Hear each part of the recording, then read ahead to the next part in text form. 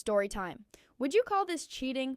Okay, so boom, I was 16, a sophomore in high school, and I was dating this guy we'll call Tom. At first, everything was perfect. He'd walk me to class, bring me snacks, send me those good morning texts. Like, he was a good boyfriend, but then I started catching the ick, like bad. The way he chewed, the way he said my name, even the way he tied his shoes started annoying me. And once you get the ick, yeah, it's over. So I told him we needed to take a break. He didn't want to, but he agreed, and during that break, that's when everything went left. My cousin invited me out one night. She was bringing this guy she'd been talking to, and I didn't think anything of it. Until he showed up with a friend. That friend, Jake. Jake was in my classes, but we never really talked. That night, though, we started talking, and when I tell you the vibe was there, it was there. He was funny, he was easy to talk to, and low-key, he was flirting, and I'm not gonna lie. I flirted back, like, for part two. So after that night, I told my cousin, girl, I actually like Jake. She laughed and was like, gee, I knew you would. That same night, Jake and I started texting. Then we hopped on FaceTime, and before I knew it, we fell asleep on the phone together, like full middle school rom-com energy. The next day, we all hung out again, but this time, Jake came back to my house after. Nothing crazy happened, but we sat in my room talking for hours. And you know when you just click with someone? Yeah, that was us. But here's the thing. Me and Tom were still on a break, and I knew if he found out I was even talking to Jake, he'd lose it. But did I stop? Number Jake and I started hanging out more and more. We'd study together, go get food after school, FaceTime every single night, and slowly, it started feeling like we were more than friends. And here's where it got messy. Because Tom, he wanted to get back together, like for part three. So one night, Tom texts me this long paragraph like, I've been thinking, I miss you, I want us to work this out. And honestly, a part of me felt bad. He wasn't a bad boyfriend, I just wasn't feeling it anymore. But instead of telling him that, I kind of left him hanging. Meanwhile, I was at Jake's house. Me and Jake were sitting on the couch watching a movie, and he put his arm around me. My heart was racing, and then, yeah, we kissed. It wasn't just a little peck either, like, it was a kiss. And after that, there was no going back. The next day, Tom saw me and Jake laughing in the hallway, and I swear he knew something was up. He cornered me after class like, so what's going on with you two? And I hit him with the classic, we're just friends. Lies, straight lies. But then, Jake posted a TikTok later that week, and guess who was in the background? Me, sitting on his bed. Like, for part four. So yeah. Tom saw the TikTok, and he lost it. He texted me like, wow, you really cheated on me. And I was like, technically, we were on a break, but he wasn't buying it. Word got around school fast. People were calling me messy, saying I two-timed him. Meanwhile, Jake was just chilling like nothing happened. Tom ended up blocking me on everything. His friends started giving me dirty looks in the hallway. My cousin even pulled me aside like, girl, what did you get yourself into? And honestly, I didn't even know what to say. Because on one hand, me and Tom were on a break, but on the other hand, I knew exactly what I was doing. So was it cheating? Was it not? I don't know. All I know is that I ended up with Jake. Me and Tom never spoke again, and to this day, people still bring it up when we all get together. And that's the story of how one little break turned into the biggest mess of my sophomore year. Story time. About the time my best friend literally stole the guy I liked. Okay, so boom, I was 15 sophomore year, and I had the biggest crush on this boy in my history class. Let's call him Alex. He wasn't even the most popular guy, but to me, he was everything. Cute, funny, and low-key smart.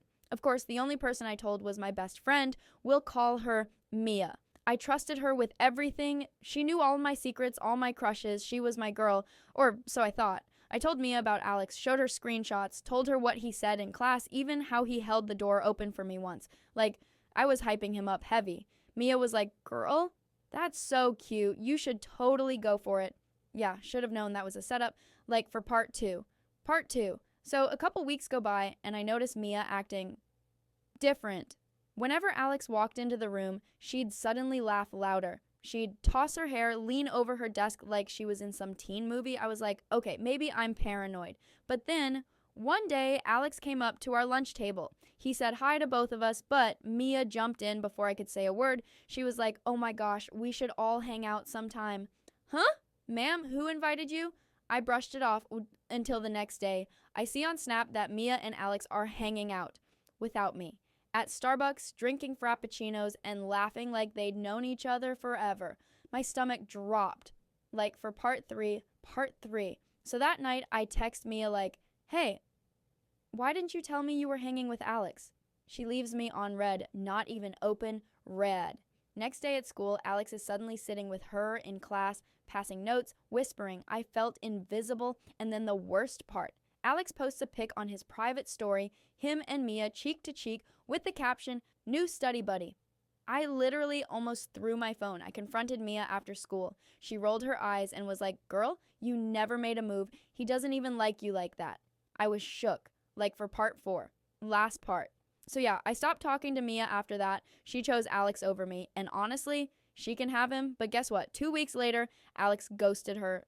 Yup, gone. Left her on delivered forever, and suddenly Mia was back in my DMS like, hey bestie, I miss you.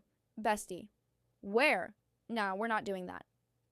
And that's the story of how my so-called best friend stole my crush and lost him just as quick.